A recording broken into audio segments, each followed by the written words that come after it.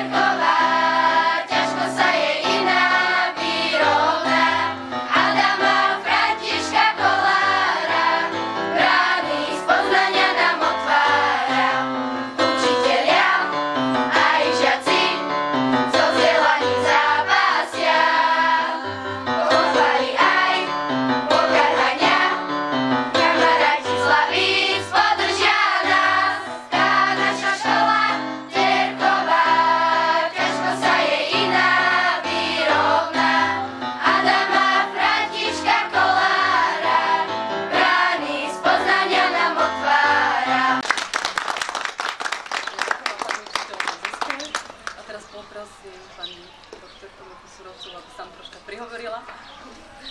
Takže, milé dámy, vážení páni, milí žiaci, tak v prvom rade ďakujem za pozvanie na túto milú slavnostnú udalosť, keď s prostriedkou obecného úradu, samozrejme za pomoci obecného zastupiteľstva a všetkých zainteresovaných, otvárate dve triedy materskej školy.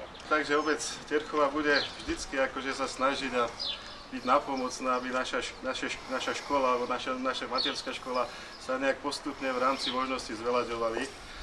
A zároveň v podstate sú to naše decká, ktoré vyrastajú a budú akože naša ďalšia budúcnosť, tak nech vyrastajú v zdravých a čistých priestoroch. Takže takéto priestory by sme im chceli zabezpečiť aj do budúcna, aj teda vždycky je to nejako obmedzené finančnými prostriedkami. Takže nech sa tu príjemne cíti celý pedagogický zbor, možno títo sú starší žiaci, ale maličkých máme vnútri, tak nech sa príjemne cítia.